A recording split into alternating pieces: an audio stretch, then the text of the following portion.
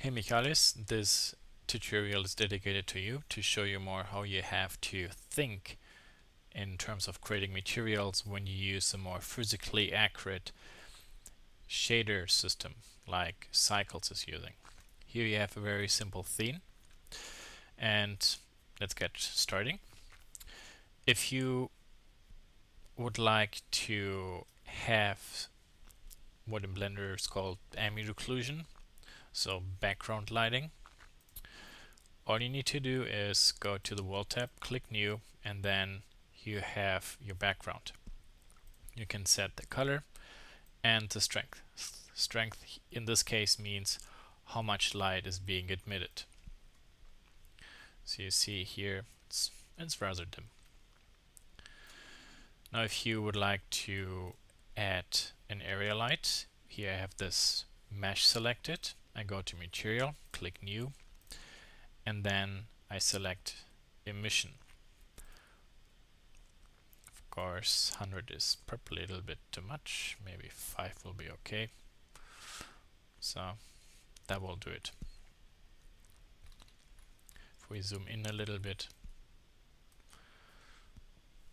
here you can see how it fills out the scene. If you would like to give the ground plane a somewhat dark material, we can again click on New Material, Diffuse, and then click on Gray. Let's say like here. And the wood piece, let's say we make it orange for the moment. Okay, now let's say the ground plane you would like to be slightly reflective or polished reflective. Then you have to change the diffuse to glossy. And then here you have two sliders.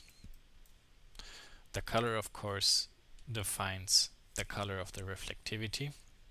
If we set this to black, reflection is black, is dark, you don't see anything. So that basically can define tinting and the strength of a mirror reflection.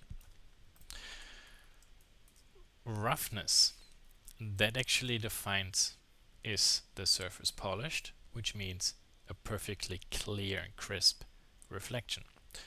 If we increase roughness, you tell Cycle that the surface is rough, which means the reflection is blurred and diffuse. What is being done here with roughness is actually what in other programs is called specular reflection, which is fake. It's just a white highlight. But in reality, every object is reflective, more or less. And it always then surrounds or shows the surrounding and also captures the colors of the surrounding, which is what makes GI renderings with more accurate materials more realistic because of the color accuracy.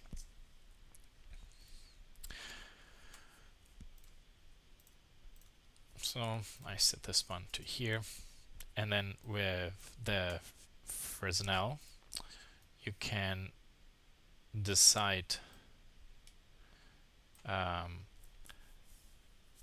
the strength of a reflection based on the angle you look at the surface. So from perpendicular to tangent. Well, now let's say this part I would like to give that wood texture. It already is unwrapped. There are two ways to add the material now. We could either click on here and say add image, and then click on the wood texture. The same is possible when I go to Shift A, texture, image texture, connect it, and then I click on the image texture, and you see here on the right side the active node, it tells you properties, and here is the slider for the wood texture. And then we also have to set the mapping UV because it's unwrapped.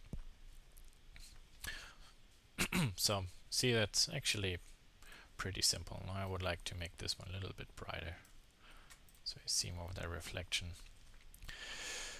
Now let's say you also would like to add a somewhat glossy reflection to that material in addition. Well, we could go to closure,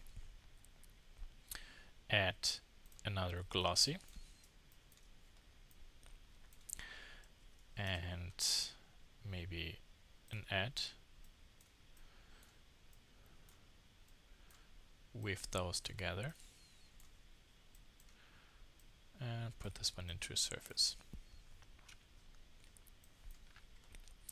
And then I set this one to 0 because that should be polished. And now with the Fresnel I can decide the strength of the reflection and where or how it, for example, is being mixed into the material.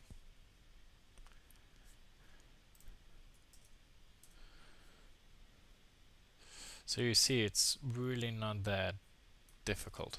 It's actually quite simple. And that instant feedback, or not really instant, but pretty fast calculated feedback, is just really terrific. I'm a product and jewelry designer, and honestly I like the technique of, or the concept of, working and fine-tuning your renderings, but if you're in a timeline, time is money, and this approach is very, very helpful to quickly getting an idea of how your scene is going to look. For example, if I duplicate this mesh and let's say we rotate it and this re-rotate, and then we have to separate the materials, and maybe the one I make slightly yellowish, this one I make slightly bluish. It's just pretty awesome how quick that works. Nobody can lie about that benefit. And Blender crashed. Okay, well, I hope that this actually gives you a little bit of an idea how to do it.